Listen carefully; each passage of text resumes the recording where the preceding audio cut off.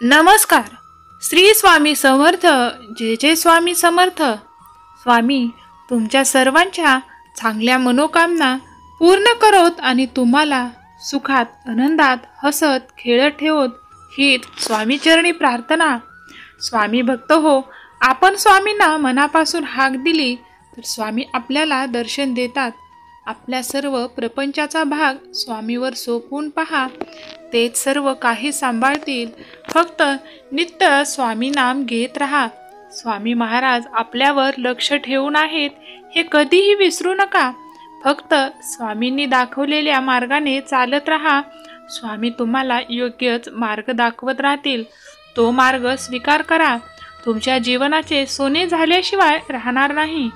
तुमचाही स्वामी शक्तीवर विश्वास असेल तर आत्ताच आपल्या व्हिडिओला लाईक करा आणि होय माझा स्वामींवर विश्वास आहे असं टाईप करा. भाग्यवंत ठराल. कोणीतरी थोर भक्त सांगून गेले आहेत, ओळखा तो आवाज आणि ओळखा ती खून. आपल्या भक्तासाठी ते फिरत आहेत अजून. त्यांना उगम नाही व त्यांना अंतही नाही. स्वामी नुसते संत नाहीत, त्यांचे नामस्मरण करा देहभान विसरून.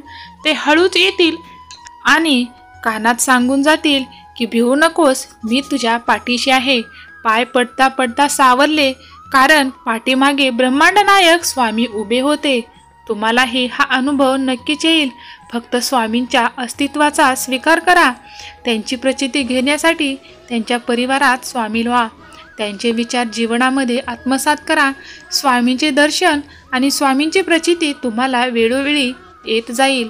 देव म्हणतो, माणूस चेहरा तर स्वच्छ ठेवतो कारण त्यावर लोकांची नजर असते, पण तो स्वतःच्याच मनाला स्वच्छ ठेवू शकत नाही ज्यावर परमेश्वराची नजर असते. लोक तुम्हाला बाहेरून ओळखत असतात. तुमचा दिखावा यावरून तुमची ती किंमत आणि पत ठरवतात.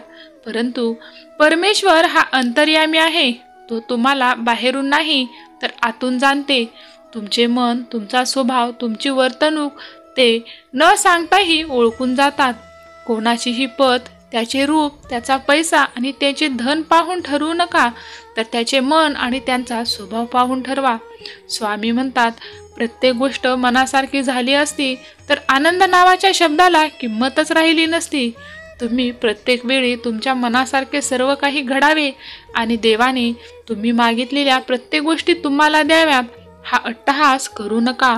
देव तुम्हाला त्याच गोष्टी देत असतो ज्यामध्ये तुमचे कल्याण आहे.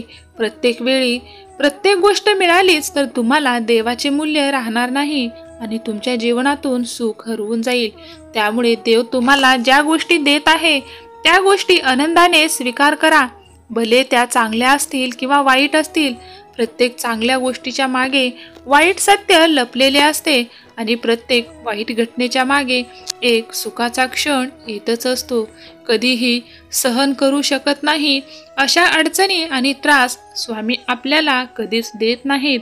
म्हणून जर आपल्याला काही अडचण असेल तर ती प्रशंसा म्हणून स्वीकार करून घ्या. कारण स्वामींना माहिती आहे तुमची क्षमता किती आहे. तुमचा आपल्या स्वामींवर आणि स्वामी शक्तीवर विश्वास असेल तर आत्ताच आपल्या व्हिडिओला लाईक करा.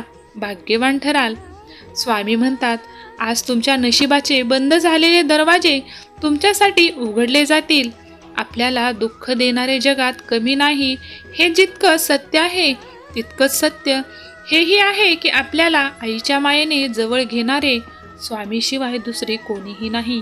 स्वामीकडे तुमचा त्रास कमी व्हावा अशी प्रार्थना करू नका, तर तो त्रास सहन करून घेण्यास तुमचे खांदे अजून मजबूत व्हावे अशी प्रार्थना करा. कोणतेही दुःख रोखण्याचा एकच उपाय आहे, तो म्हणजे काहीही आपले नाही, काहीही आपले नव्हते आणि काहीही आपले राहणार नाही. हे जेवढ्या लवकर लक्षात घ्याल तेवढं जीवनातल्या दुःखापासून मुक्त व्हाल. भोगणारा पुढे जाऊन सुखी राहू शकतो, पण दुःख देणारा कधीही सुखी राहू शकत नाही. आणि जो धावता धावता पडतो तो यशस्वी होतोच, आणि जो स्वतःला न जाणताही दुसऱ्याला ओळखायला निघतो तो अपयशाकडे नेणारी यात्रा करीत असतो. माणसाचे आचार विचार विशाल झाले की तो परमात्म्याचे स्वरूप धारण करीत असतो. तुमच्या कर्माचे फळ तुम्हाला येतेच भोगून जावं लागतं हे नेहमी लक्षात ठेवायला हवं. जे पेराल तेच उगवेल. एक वेळ देव तुम्हाला माफ करेल, पण कर्म कधीही माफ करणार नाही. कर्माची परतफेड ही तुम्हाला करावीच लागते. तुमच्याबरोबर घडलेल्या वाईट गोष्टींना तुमचे स्वतःचे कर्मच जबाबदार आहे. हे एक दिवस तुमच्या नक्कीच लक्षात येईल. गेल्या कर्माचे फळं तुम्हाला येथेच भोगावे लागतात आणि हेच त्रिवार सत्य आहे. विचार नेहमी चांगले असावे. समोरच्या व्यक्तीने तुमच्यासोबत काय आणि कसे केले याचा विचार करून वेळ वाया घालवू नका, कारण तुमच्या जागी त्यांचे कर्मच त्यांना योग्य उत्तर देत असते आणि त्यांना आयुष्यात त्यांची फळं भोगण्यासाठी कर्मच जबाबदार ठरते. तुमचाही कर्मावरती विश्वास असेल तर स्वामी आई मला वाईट कर्मापासून दूर ठेव अशी कमेंट करा. माझ्यासोबत तू सदैव राहा अशी माझी इच्छा आहे. कधीही तुमच्यासोबत कोणीही वाईट वागले म्हणून कोणाचाही सूड कधीच उगवू नका. त्याचे काम त्यांना करू द्या, कारण कोणतीही वाईट गोष्ट ही जास्त काळासाठी टिकत नाही. तुम्ही एखाद्याचे मन तोडले आणि तरीही समोरची व्यक्ती तितक्यात उत्साहाने तुमच्याशी बोलत असेल तर त्या व्यक्तीचे तुमच्यावर अत्यंत प्रेम आहे हे ओळखून घ्या. पण तुम्ही त्या व्यक्तीला दुखवू नका, कारण तुमचे कर्म नक्कीच कुठेतरी तुम्हाला पुढे त्रासदायक ठरू शकते. सरळ मार्गाने आणि प्रामाणिकपणे काम करून देखील संकटे येत असतील आणि जेव्हा मदतीला कोणी नसेल तेव्हा कोणत्या स्वरूपात स्वामी मदत करून जातील हे तुम्हाला देखील कळणार नाही. फक्त जिद्द ठेवा. आयुष्याची चांगली सुरुवात कुठूनही होऊ शकते. देव तुमच्या जीवनामध्ये कुठल्या क्षणापासून चांगले वारे सोडायला सुरुवात करतील हे कोणीही सांगू शकत नाही.